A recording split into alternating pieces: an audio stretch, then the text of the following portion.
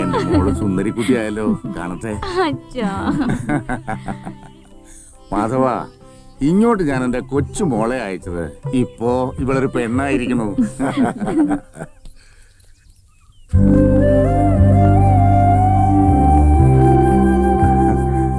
മാധവ, എടാ, നീ എന്നെക്കാളും വളരെ വലിയ ആളായി.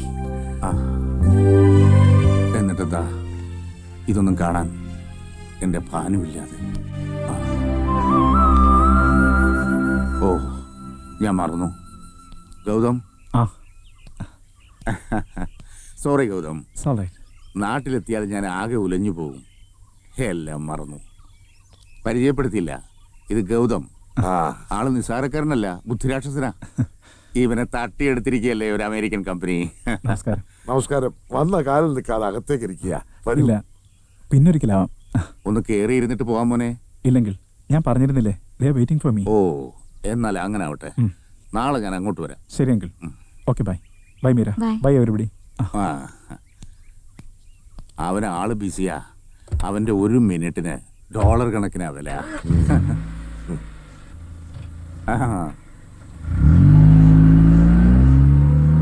അപ്പോഴേ ഇന്ന് ലക്ഷ്മി അമ്മ ഒരുക്കി തരുന്ന നാടൻ വിഭവങ്ങളും കൂട്ടി ഏലയിലൂണ്. എന്താ അത് പിന്നെ പറയാനുണ്ടോ? നിനക്കറിയില്ല ജനിച്ചു വളർന്ന ഭൂമിയുടെ സാന്ത്വനം. സാഹചര്യങ്ങൾ നാട് കടത്തിയതാ എന്നെ. ഇത്രയും പോന്ന നിന്നെയും തോളിലിട്ട് ആരും കാണാതെ ഒരു രാത്രി ഞാൻ നാട് വിട്ടോടി.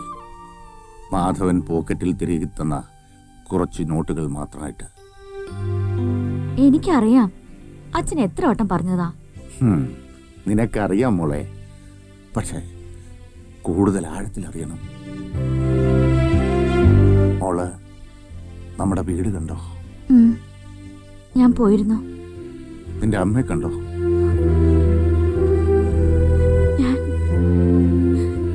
ഞാൻ വിളക്ക് വെക്കാറുണ്ട്.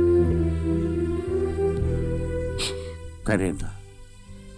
അവൾ ഉറങ്ങുന്ന മണ്ണിൽ വെച്ച് തന്നെ നിന്റെ കല്യാണം നടത്തണം എന്നായിരുന്നു എനിക്ക്. അതുകൊണ്ടാ നിശ്ചയമെങ്കിലും ഇവിടെ വേണമെന്ന് ഞാൻ വാശി പിടിച്ചത്.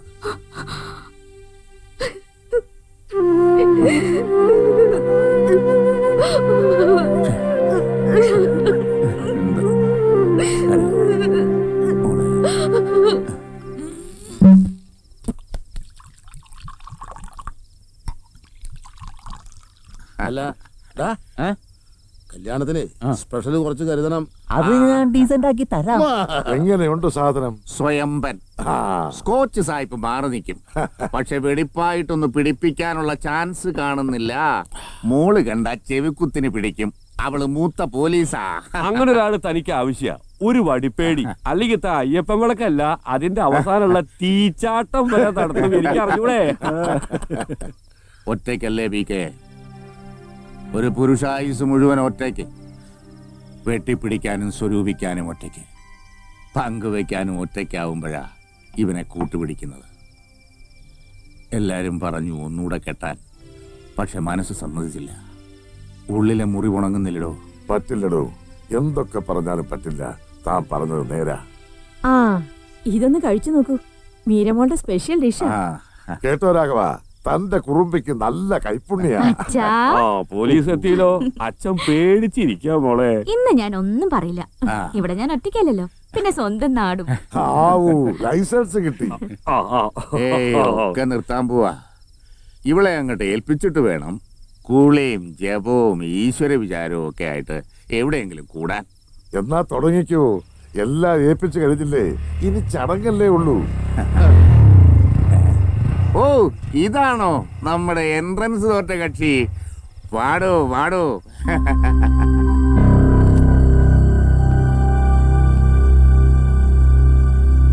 ഈ തറവാട്ടിലെ ഏക അനന്തരാവകാശിക്ക് ഡാക്ടർ ഭാഗത്തിന്റെ കിരീടവും തൊങ്ങലും ഒന്നും ആവശ്യമില്ല.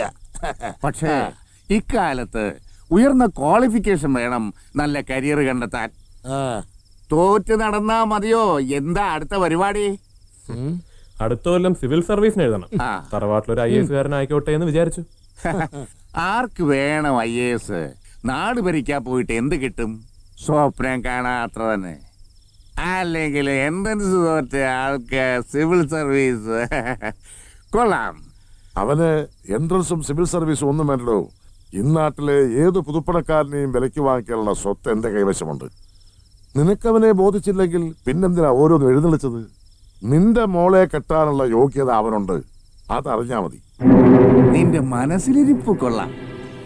ഒരു പീര ഡിഗ്രി മാത്രം എടുത്ത് തെക്ക് വടക്ക് നടക്കുന്ന ഇവനോ അർഹത?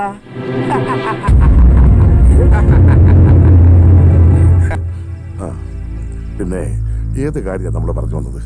എടാ, ക്വാളിഫിക്കേഷൻ നോക്കിയാണോ നമ്മൾ അടുത്തത്? ഇതും അങ്ങനെ തന്നെയല്ലേ? അതിന് കുറെ പുളിക്കും. ഞാൻ എന്റെ മോളെ ഒരു മിടുക്കന്റെ കയ്യിലാ ഏൽപ്പിക്കുന്നത്. അവന്റെ കാറിലാ ഞാൻ ഈ മുറ്റത്ത് വന്നിറങ്ങിയ. സ്റ്റേറ്റ്സിലെ അവൻ ലക്ഷക്കണക്കിന് $, അവന്റെ ഒരു മാസത്തെ ശമ്പളം. അതറിയോ? രാഘവൻ പണത്തിന്റെ കാര്യം മാത്രം പറയരുത്. എന്റെ മോന് പഠിപ്പില്ലായിരിക്കാം, പക്ഷേ ഈ തറവാടിന്റെ സമ്പത്തിന്റെ മുമ്പിൽ താൻ പറഞ്ഞ $1 ഒരു ചുക്കുമല്ല.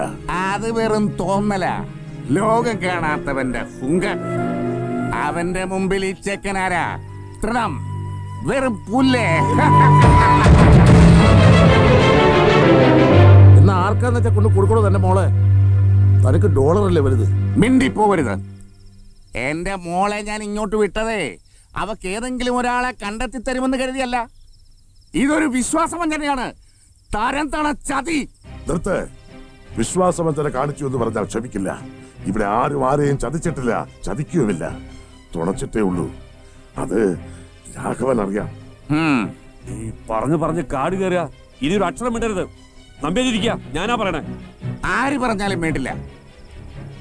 ഇനി എന്നെ ഇരുത്തണ്ട. വിശ്വാസവഞ്ചന നമ്പ്യാർ ഇതുവരെയും ക്ഷമിച്ചിട്ടില്ല. ഇനി ഒരു നിമിഷം ഇവിടെ നിൽക്കില്ല ഞാൻ.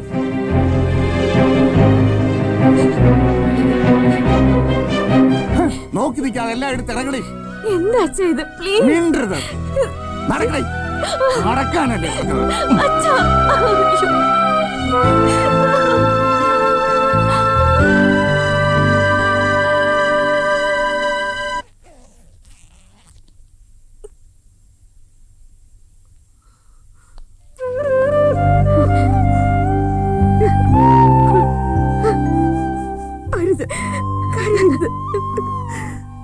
ഇറങ്ങിക്കോളും.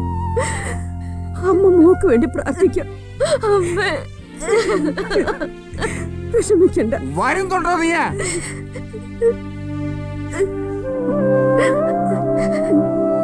പോയിക്കോളൂ.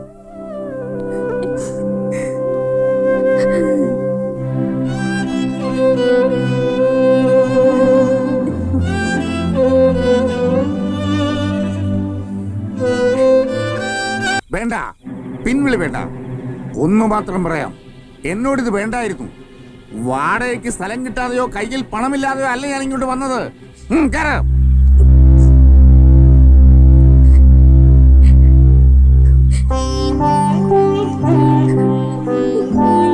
മോള് ഇവിടെ തന്നെ നിന്നോട്ടെ. നാളെ എവിടേക്കാണെങ്കിലും ഞാൻ കൊണ്ടുവന്നാക്കി തരാം. കരഞ്ഞിറങ്ങിപ്പോണത് കാണുമ്പോ നെഞ്ചു പൊട്ടണം. സ്വന്തം തന്തയാ കൊണ്ടുപോകുന്നത്. എനിക്കില്ലാത്ത വേദന നിനക്ക് വേണ്ട അച്യുതാ.